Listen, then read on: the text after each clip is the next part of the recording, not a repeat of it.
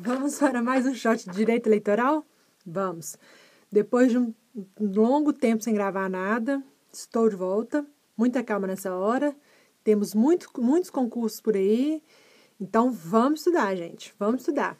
Como eu disse, isso aqui é só uma ferramenta, é só mais um complemento para o seu estudo, tá? Então, não fiquem tristes se ficar muito tempo sem ter shot, mas enquanto não tem shot, você vai estudando. E aí, uma hora ou outra, vai aparecendo um shot aqui, outro dali, e aí a gente complementa os estudos, tá? Vamos corrigir o 16º simulado de Direito Eleitoral? Beleza. Então, pega o seu simulado. E esse aqui é bem no estilo CESP, ou seja, certo e errado. Marcou marcou uma opção errada, anula uma certa. O melhor, no caso de CESP, na dúvida, é não marcar nada, tá? Mas você tem que fazer pelo menos 70% da prova, né? No mínimo, né? Então, tá. Vamos lá, então. Pegou o simulado, vamos começar. 1. Segundo dispõe o Código Eleitoral, a competência para o registro de candidatura a presidente e vice-presidente da República, senador, governador e vice-governador e deputado federal é o TSE. Muito fácil, né? Muito fácil. Porque a gente já sabe que registro de candidatura no âmbito federal é diferente do âmbito nacional, que é diferente do âmbito estadual e municipal. Nós temos aí pode dizer, 3 âmbitos. 3 não, desculpa, 4. Nacional, federal, estadual e municipal. Porém, estadual e federal vão estar juntos ali, ó. Congresso Nacional e deputado estadual e governador é o mesmo órgão que vai ser responsável pelo registro de candidatura. No caso, presidente e vice-presidente, TSE. Senador, governador, vice-governador, deputado federal, e aqui também poderia colocar deputado estadual, TRE, tá? Artigo 22, inciso 1º, letra A, comparando aí com o artigo 29, inciso 1º, a linha A, tá? Do Código Eleitoral. Então, essa alternativa 1, essa primeira questão está errada, ok? Continuando. 2. Quando uma pessoa, mesmo não estando concorrendo no pleito eleitoral que se aproxima, oferece dinheiro a um eleitor em troca de seu voto a candidato que esta tem simpatia, comete o crime previsto no artigo 299 do Código Eleitoral, ainda que a oferta não seja aceita. Certo, né? O cara tentou ali comprar o voto do cara, mesmo que o cidadão lá não quis vender o voto, só da tentativa de compra de voto já é, sim, crime eleitoral. De lambuja, né? A questão deu o artigo. Vamos ler, né? Para não picaretar tanto. Dar, oferecer, prometer, solicitar ou receber para si ou para outrem dinheiro, dádiva ou qualquer outra vantagem para obter ou dar voto e para conseguir ou prometer abstenção, ainda que a oferta não seja aceita. Pena, reclusão de 4 anos e pagamento de 5 a 15 dias multa. Tá? Então, tá certo, sim. É crime eleitoral, sim. Ok? A tentativa de compra de voto, né? Não só a compra, como a tentativa também. 3. São inelegíveis para qualquer cargo.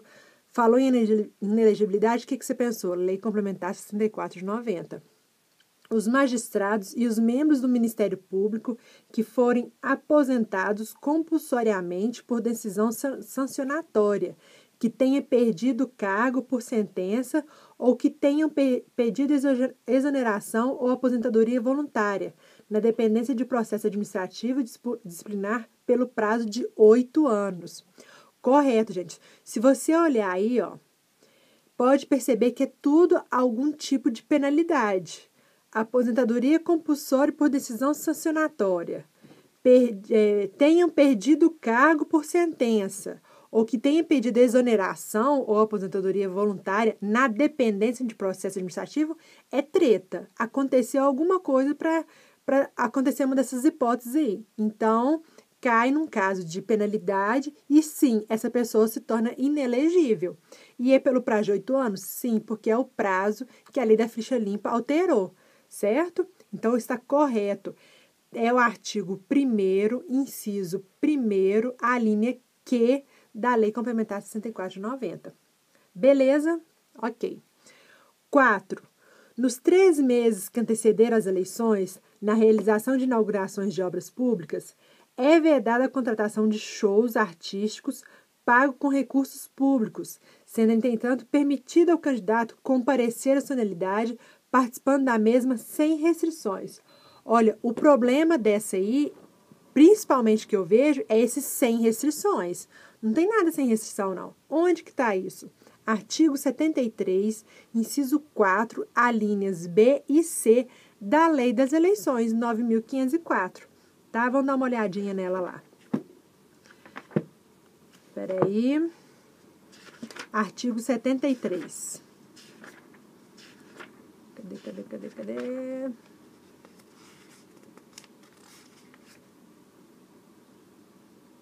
Olha só. A linha, inciso 4, nos 3 meses que antecedem o pleito. B, com exceção da propaganda de produtos e serviços que tenham concorrência no mercado, autorizar publicidade institucional dos atos, programas, obras, serviços e campanhas dos órgãos públicos federais, estaduais ou municipais, ou das respectivas entidades da administração indireta, salvo, ou seja, até aí é proibido, salvo em caso de grave e urgente necessidade pública, assim reconhecida pela Justiça Eleitoral, tá? C, fazer, aqui ó, né, vamos ler o caput, são proibidas, aqui ó, nos 3 meses que antecedem o pleito, fazer pronunciamento em cadeia de rádio e televisão, só mais um adendo aí, né? Fora do horário eleitoral gratuito, salvo, aí quando, né, porque isso aí é proibido, mas pode ser que seja permitido quando, a critério da Justiça Eleitoral, tratar-se de matéria urgente, relevante e característica das funções do governo. Aí é diferente. O problema é esse sem restrições. O cara vai chegar lá, né? O candidato vai comparecer à solenidade e vai até pedir voto. Claro que não pode, tá? Então, 4, errado. 5.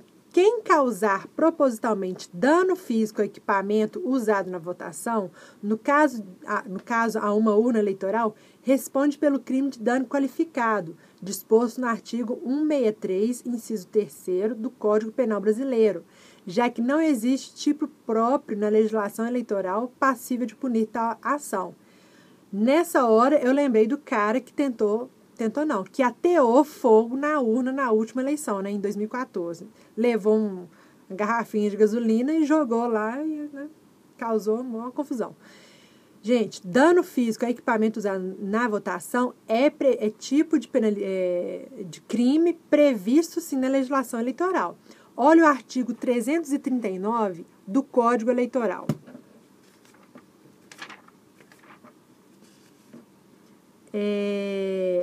Destruir, suprimir ou ocultar urna contendo votos ou documentos relativos à eleição.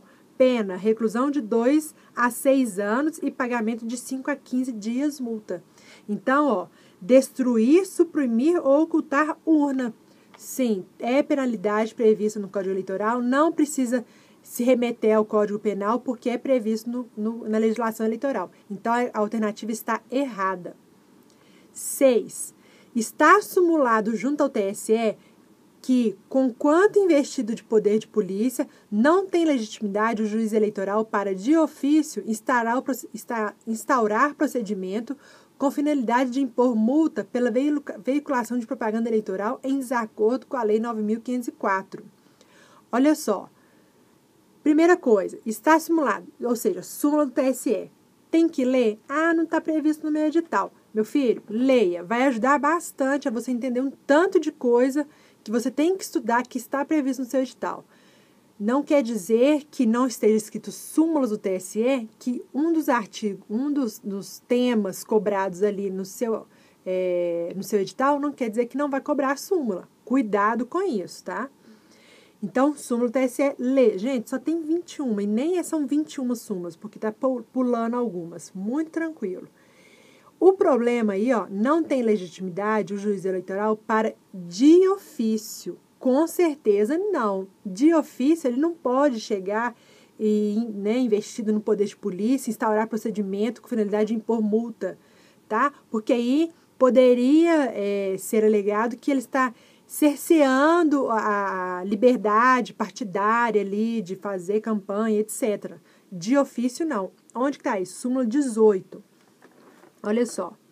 Com quanto investido de poder de polícia, até os mesmos conectores, né? Com quanto investido de poder de polícia não tem legitimidade o juiz eleitoral para, de ofício, instaurar procedimento com finalidade de impor multa pela veiculação de propaganda eleitoral, em desacordo com a Lei 9.504. Na verdade, só tirou... na verdade, está correto, né? Porque aqui ela pôs de acordo com a súmula. Não tem. Beleza, então, certa resposta, o juiz não pode de ofício. Acho que eu falei no início que estava correto, que estava errado, né? Não, gente, está certo. Está de acordo, o juiz realmente não tem legitimidade de ofício. É isso que eu quero frisar. Não tem legitimidade de ofício para impor multa. Ele tem que ser provocado.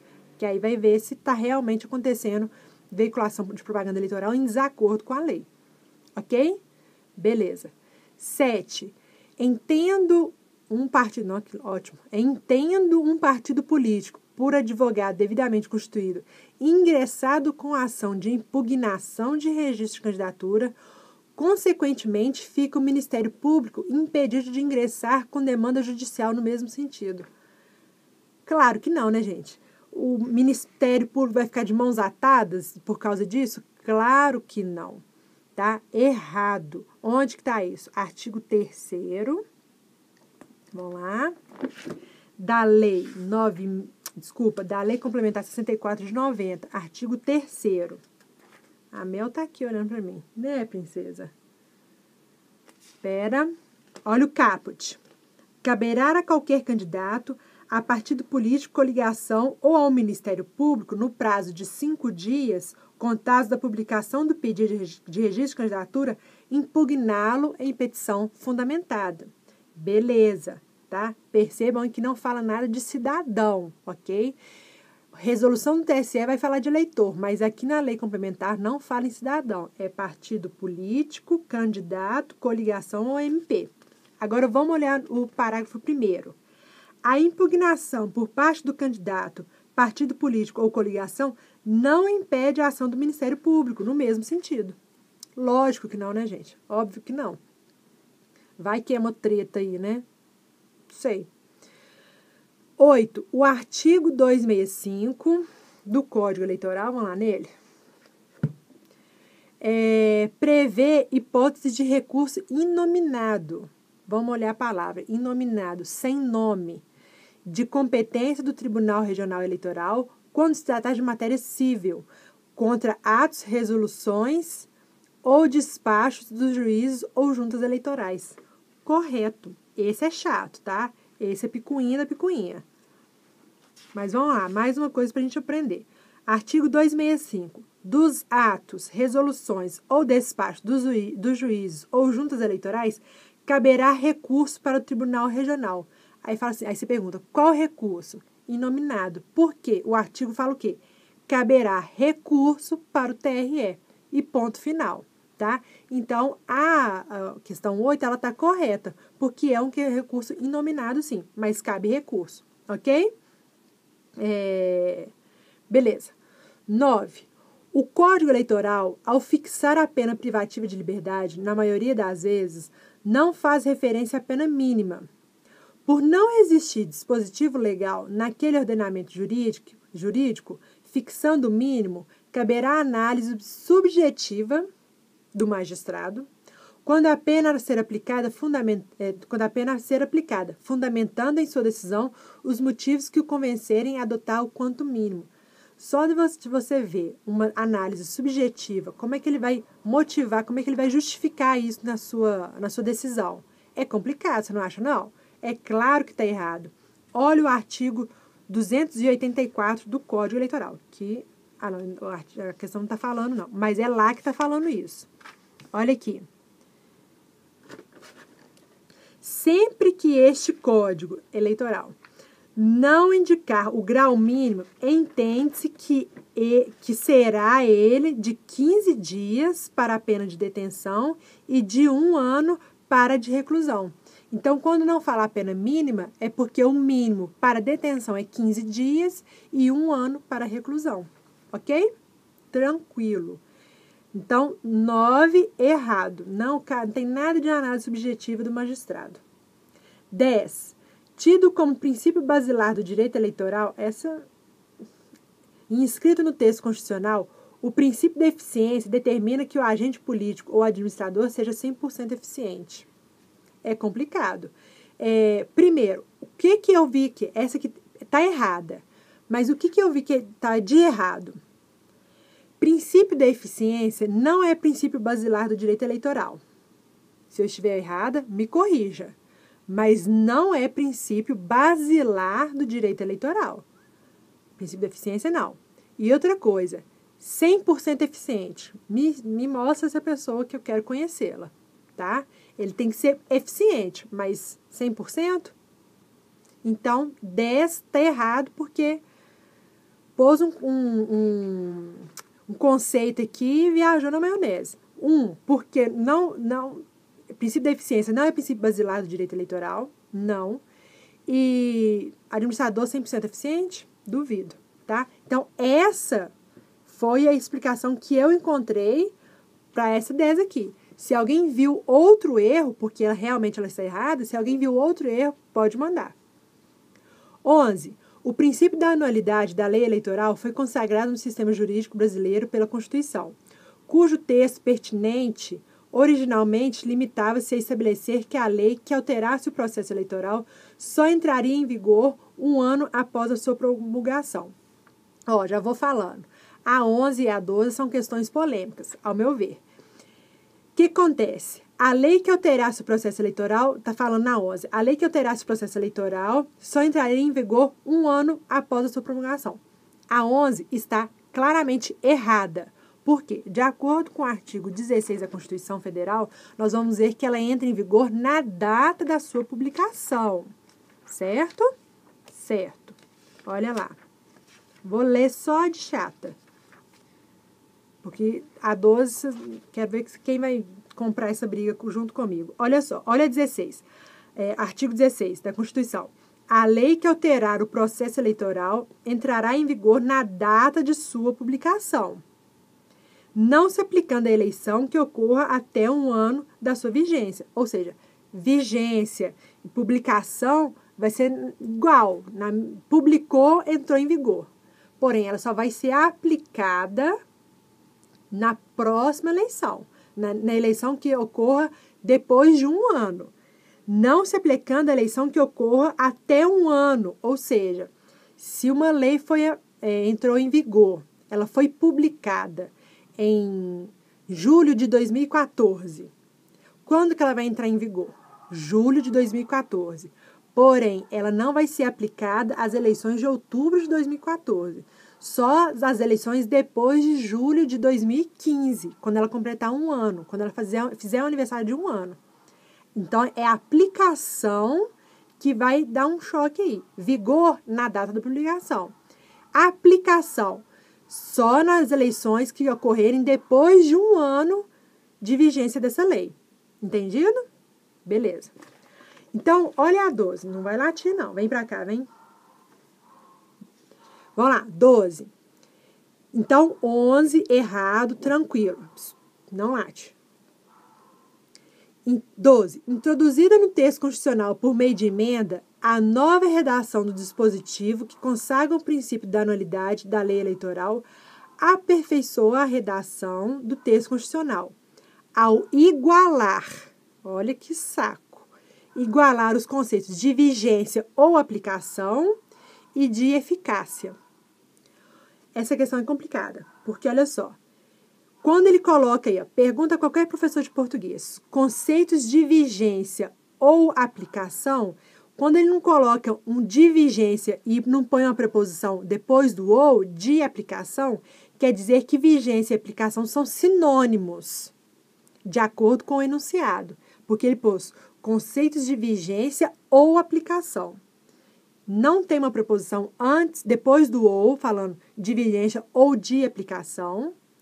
Então, ele considerou que vigência e aplicação são sinônimos. Ao meu ver, não são. E de eficácia. Quando que a lei entra em vigor? Na data da publicação, certo? Agora, fala que igualou conceito de vigência ou aplicação e de eficácia, eu achei essa questão muito estranha. A questão marcou como correta. Para mim, cabe uma análise melhor dessa questão. Essa questão é muito duvidosa. Tem que tomar cuidado, porque ela pode causar confusão na cabeça de algumas pessoas. Porque se a gente olhar o artigo 16, vigor na data da sua publicação. Então, quando que uma lei tem eficácia? Quando ela é publicada. Publicou? Beleza, entrou em vigor. Nesse caso, publicou? Eficácia. Eficácia, aí nesse caso, vai coincidir com vigor no artigo 16? Vai. Publicou, teve eficácia e a vigor dela vai ser quando? Na data da sua publicação. Aí, nesse caso, coincidiu. Porém, a aplicação vai depender. Porque se ocorrer uma eleição 1 ano antes, ela não vai ser aplicada. Entendido? O problema é essa aplicação que aparece aí. Porque no próprio texto da Constituição fala: entrará em vigor na data de sua publicação, não se aplicando a eleição, ou seja, entra em vigor, mas não se aplica. Entendeu? Então, ó, a 12 foi marcada como correta. Mas eu só peço, como nós estamos treinando, cuidado para não ter confusão. Mas acho que ficou bem explicadinho, né? Publicação. A publicação da eficácia. E quando que ela vai entrar em vigor? Na data da publicação. Beleza, coincidiu. Agora, e a aplicação? Bom, se tiver uma eleição antes de completar 1 ano, ela não vai ser aplicada. Entendido? Nossa, Margarida, você é chata, né? É, eu sei. Bora. 13. Entre os princípios norteadores, é bom que a gente vai acabar rapidinho esse shot.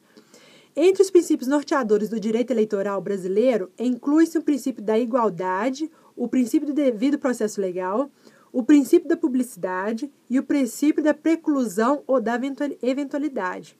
Correto. Chata essa questão. Por quê? Esse princípio da preclusão, na verdade, é o princípio da celeridade. E, se a gente olhar na teoria, princípio da celeridade processual é, sim, um dos princípios do direito eleitoral. Por quê? Como o processo eleitoral ele é muito rápido, ele acontece em menos de 1 ano, na verdade, sim, em 1 ano praticamente, né? Porque até a questão da pessoa se filiar a um partido tem que ser 1 ano antes, né, da eleição. Então, assim, tem que correr, tem que resolver. E um exemplo disso é o próprio prazo recursal, que é de 3 dias. Em outros tipos de processos, nós vamos ver que são mais dias. Aqui não, aqui é 3 dias, porque tem que ser célere, tá? Então, o princípio da preclusão nada mais é que o princípio da celeridade. E é, sim, um dos princípios do direito eleitoral, tá? Então, a 13, correta. 14. A ação de impugnação de mandato que tramitará em segredo de justiça não permite que os integrantes do polo ativo sejam responsabilizados por sua propositura em caráter temerário ou de má-fé, uma vez que a referida ação visa ao fim público de moralização do processo eleitoral. Nossa, imagina se fosse assim no Brasil. A galera ia picaretar geral. Todo mundo sabendo, agindo por má-fé, ia lá e pá, e ação de impugnação de mandato. Não, má-fé, não, vamos ver o que vai dar, vamos só causar aqui, vamos só manchar a imagem desse cara. Não, gente. Artigo 14, a única erro desse é esse não. 14, parágrafo 11. A ação de impugnação de mandato tramitará em segredo de justiça, para não sujar a imagem do cara, tá? Respondendo o autor na forma da lei, se temerária ou de má-fé, tá? Manifesta má-fé. Lógico, né? Beleza? Então, 14 errado. Corto não aí. 14, artigo 14, parágrafo 11 da Constituição. 15, tive dúvida nessa. Tô com um ponto de interrogação aqui. Por quê? Eu mandei uma pergunta para o professor que elaborou essa questão. Ele ainda, até o momento, ele não havia me respondido. Olha a 15. Se alguém viu o erro, me manda, por favor. Por favor. O cancelamento da naturalização por sentença transitada em julgado é causa justificadora da perda ou suspensão dos direitos políticos. Vou ler de novo. O cancelamento da naturalização por sentença transitada em julgado, não cabe mais recurso. Transitou em julgado, sentença, cancelou a naturalização. É causa que justifica a perda ou a suspensão dos direitos políticos. Certo ou errado? Então, para mim está certo. O gabarito marca errado. Eu vi certo, porque eu não achei o erro. Artigo 15 da Constituição Federal. Cadê você? Olha aqui. É vedada a cassação dos direitos políticos, cuja perda ou suspensão só se dará nos casos de cancelamento da naturalização por sentença transitada em julgado. Agora eu vou ler ao contrário. Inciso 1. Cancelamento da naturalização por sentença transitada em julgado é perda ou causará perda ou suspensão dos direitos políticos. Eu só inverti. Eu li o inciso, depois eu li o caput, tá? Perda e suspensão dos direitos políticos se dará nos casos de. Então, eu acho que aí houve um erro de gabarito. O professor ainda não me respondeu, mas, ao meu ver, é um erro de gabarito. É tão simples a frase, tão seca, que não é possível que tenha um erro aí. Se tiver, meu filho, altas parei, tá? Porque é muito simples. Cancelamento da naturalização por sentença transitada em julgado é causa que justifica perda ou suspensão de direitos políticos? Tanto é que é causa de perda ou suspensão dos direitos políticos? Sim. Ele nem especificou. No caso, é hipótese de perda dos direitos políticos. Se ele tivesse falado que é causa justificadora de suspensão apenas de direitos políticos, aí ia estar errado. Porque a gente já sabe que cancelamento de naturalização é perda dos direitos políticos, tá? Mas ele ainda fez o favor de colocar perda ou suspensão. Então, artigo 15 neles, tá? Tá errado, tá certo. E o gabarito marcou como errado. Ok? Então, fica atento a isso aí. 16. Nossa, 16 tem que ter olhos de águia, tá? Na hora da prova, gente. Pelo amor de Deus, leia tudo, tudo. Ah, não, mas eu tô muito fera em direito. Tá, beleza, mas lê tudo, por favor. Obrigada. Olha isso aqui. Olha. Para ter direito a concorrer a cargo de deputado federal, o governador de estado deverá renunciar ao mandato até 6 meses antes do registro de sua candidatura. Certo? Não, tá? Porque você frisou aqui, ó. Ele quer concorrer a cargo de deputado federal, ele é governador, ele quer concorrer a outro cargo, então ele tem que renunciar ao mandato até 6 meses antes. Aí você lembrou do artigo 14, parágrafo 6º. Tá certo. Não, só que o problema aqui não é do registro da sua candidatura, mas sim do pleito, tá? Para ficar correto. Olha só, o cara, ele é governador. E o que fala no artigo 14, parágrafo 6º? Para concorrer a outros cargos, ou seja, que não sejam os próprios do executivo, que o mesmo cargo que ele está, né? Presidente, governador e prefeito devem renunciar aos respectivos mandatos até 6 meses antes do pleito, tá? 6 meses a partir de outubro para trás, tá? E não do registro da candidatura, porque senão ele ia ficar um ano quase fora, tá? Então, não é. Corta esse registro da sua candidatura e coloca pleito. Até aí estava certo, mas é pleito. Artigo 14, parágrafo 6 da Constituição. Errada, 16. 17, né? O alistamento eleitoral e o voto são obrigatórios para os indivíduos na faixa etária dos 18 aos 70 e não 60. E facultativos para os indivíduos analfabetos, e os que tenham mais 70 anos de idade, não 60, e os que tenham entre 16 e 18 anos. Artigo 14, parágrafo 1º. 17, errado, porque não é 60, é 70. 18. O Instituto da Reeleição se aplica aos cargos de presidente da República, de governador de estado, de governador do Distrito Federal e de prefeito. Esse eu achei legal. Porque, olha só, o Instituto da Reeleição se aplica aos cargos de presidente, governador e prefeito. Certo. E ao legislativo também. Todo mundo pode se reeleger. Só que executivo só uma vez. Legislativo tem gente que faz carreira. Mas executivo é só uma vez. Aqui alguém pode ter errado porque não é apenas aos cargos. E sim mais um dos cargos que se aplica à reeleição. Esses cargos se aplicam à reeleição? Sim. E do legislativo? Também. Se tivesse o apenas, estaria errado. Mas como é esses e demais, né, deixou em aberto aqui, então está correto. 18, correto. Artigo 14, parágrafo 5º da Constituição. 19. Aos partidos políticos é assegurada a exclusividade de sua denominação, de sua sigla e de seus símbolos a partir do registro de seus estatutos no TSE. Fácil, correto, tá? Lógico, que senão ia ser uma miscelânea. Para tentar até enganar e confundir o eleitor. Artigo 7º, vamos lá. Artigo 7º, Lei 9.096, tá? Artigo 7º, parágrafo 3º.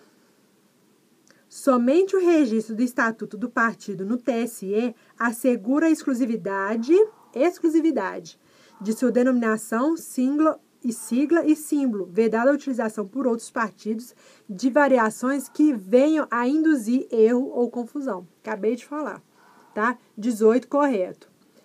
19. Aos partidos políticos é assegurada a exclusividade de sua denominação, de sua sigla e de seus símbolos a partir do registro. Não, desculpa, louca. 19, correto, acabei de ler. 20. Não pulei nada não, vamos lá. 20. Sempre que o Código Eleitoral não indicar o grau mínimo, entende-se que será ele de 15 dias para a pena de detenção e de 1 ano para a de reclusão. A 20, dano na cara da... Qual que é aqui? Da 9. Tá? Corrigindo a 9. Certo. Artigo 284 do Código Eleitoral. Tranquilo. Deu para, né, pegar umas pegadinhas aí. É bom esse negócio de afirmação para ver que você tá ali com o texto bem tranquilo na sua cabeça. Tirando uma coisinha ou outra que eu acho que deu uma certa confusão. Mas vale a pena para discutir e também para ampliar aí possíveis brechas aí que a prova pode pegar. No mais, qualquer coisa, mande recadinho, mande informações, que eu também tô querendo informações do lado desse lado daí, tá? Beleza? Um abraço e até mais.